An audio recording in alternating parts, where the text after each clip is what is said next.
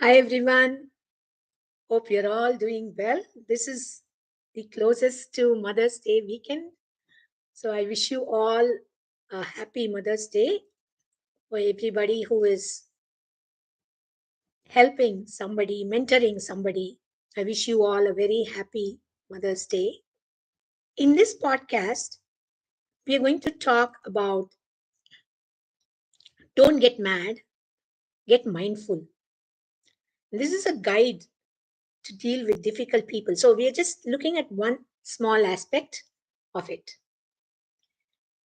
So let's begin by asking ourselves, are you really tired of letting difficult people drain your energy? Do you come back and say, my God, that required so much energy from me. This is too much. Have you ever felt that? Have you ever felt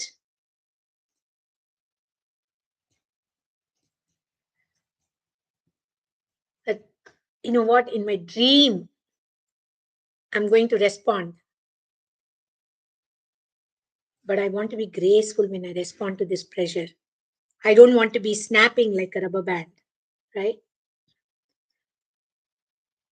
So, welcome to this episode of Don't Get Mad, Get Mindful. This podcast is about how we can navigate mindfulness, using mindfulness, the minefield of challenging personalities. The goal of this podcast is to equip you with mindfulness tools so you can stay calm and collected. Remember, it's not about them, it's about you. So, get ready to learn some techniques. Before we start, let's remember that we cannot control other people's behavior, but you can control your own reaction to any situation. Have you ever felt? I'm going to tell a story. It's like a role play. Ooh, right? Have you ever seen someone who thinks they know everything? You try and tell them about this new restaurant downtown or this new movie that has come up. They're like, oh, yeah, I was already there last year. You're saying it's new, but they're like, oh, I already went there last year. And the service was terrible. Right? It's a new restaurant. So, how do you deal with this new all? The person who is always trying to get one up on you and make sure everyone knows that they are the smartest person in the room. You may have the first instinct, maybe like, I want to scream at this guy. If I can shake this guy because I'm really physically angry with him. Or you just want a pillow to just bury your face and say, you know what, I don't want to deal with this nual. But before you lose your cool, let's get mindful about how we deal with all these nual stars. Imagine you're opening a mindful toolbox. As you're unpacking, you're thinking, why am I unpacking this? Why is this guy such a bother to me? So what if this person knows everything? But you should remember, everyone who acts like they have this know-all actually comes from a place of deep insecurity. What is a deep insecurity? They feel nobody will respect them, cherish them, value them if they are not the first person in line. They need to feel like they're an expert in everything so they continuously feel good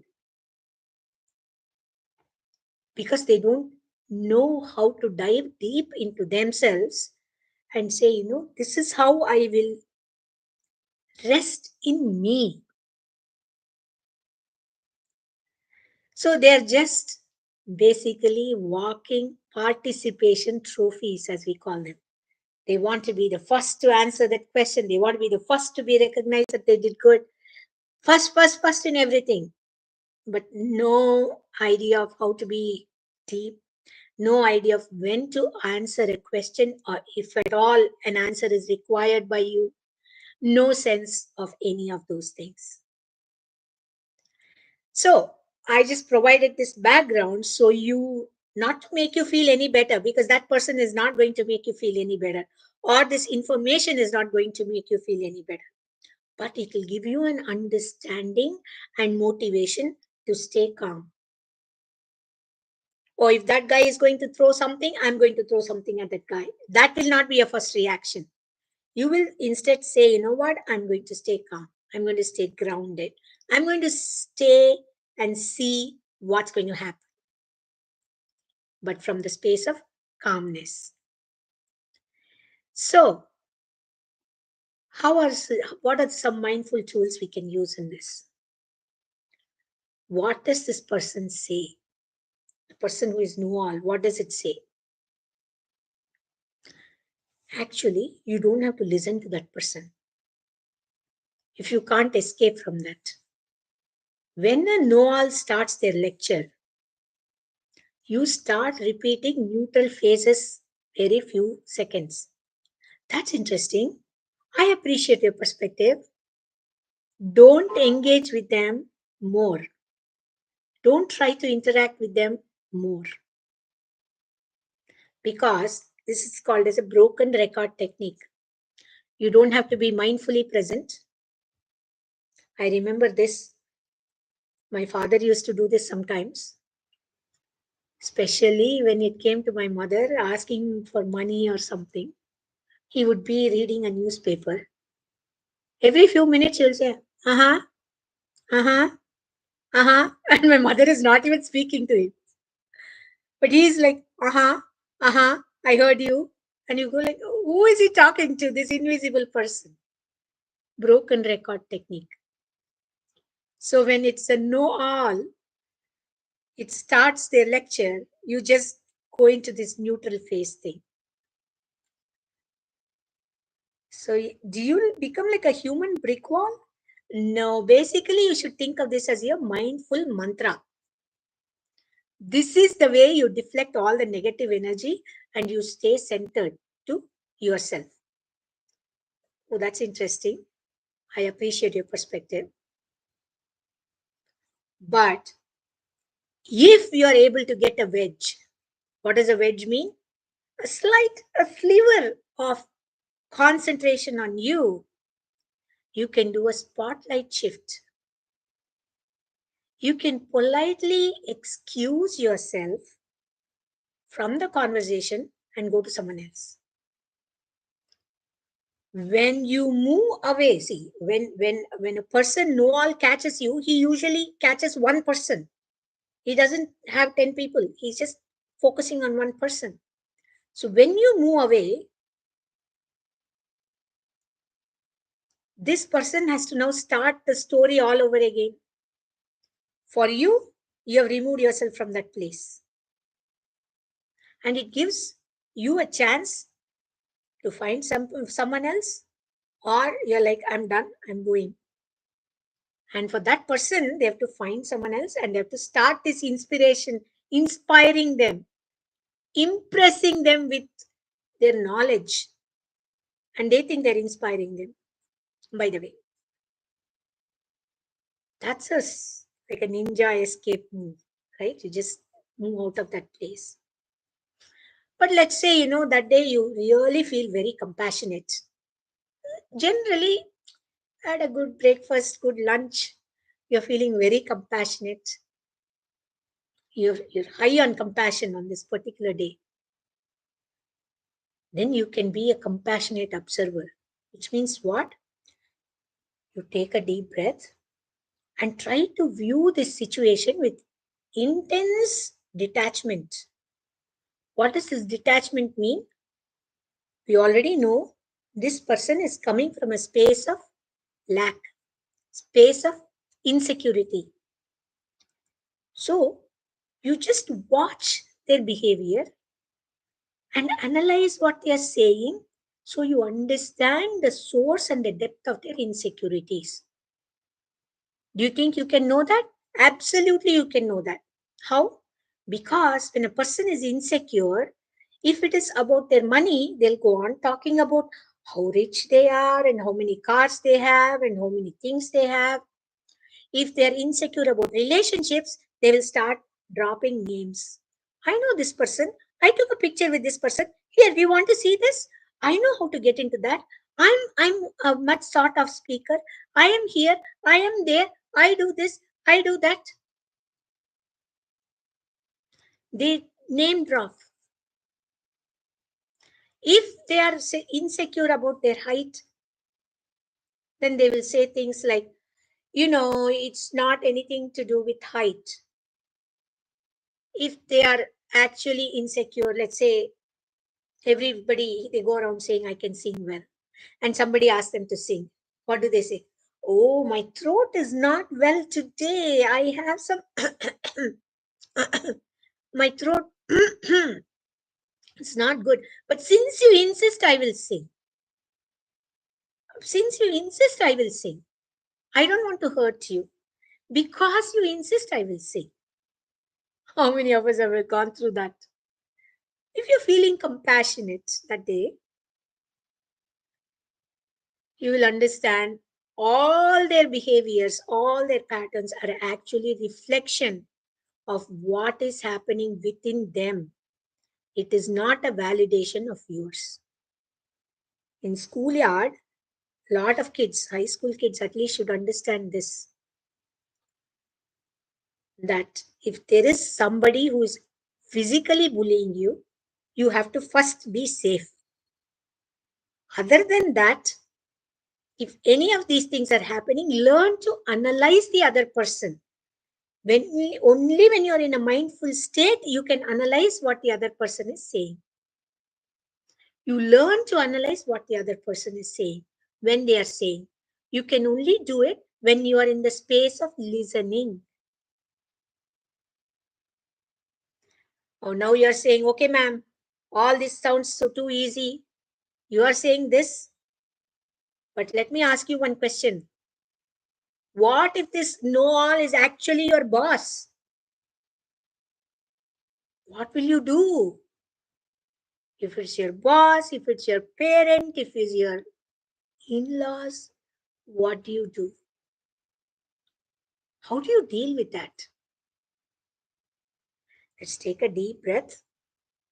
Let's decide to operate from that space of compassionate observer. We can focus on the facts.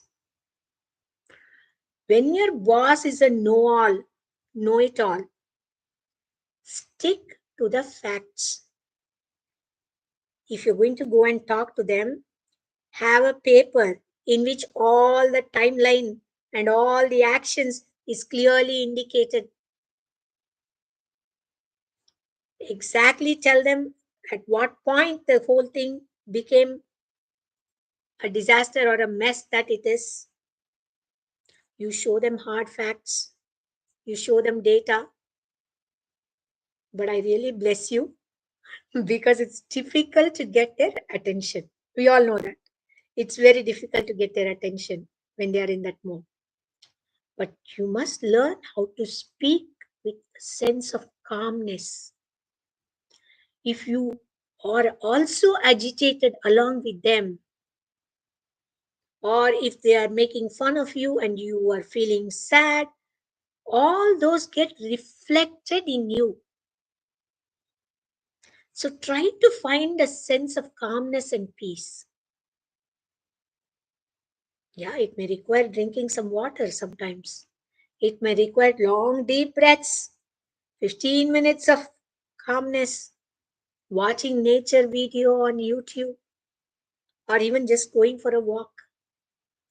Whatever it takes, unless you are calm enough to not get involved with this noir.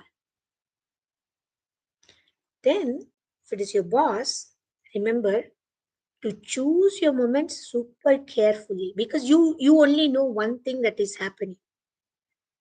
There may be 15, 20 other things that are happening with your boss simultaneously.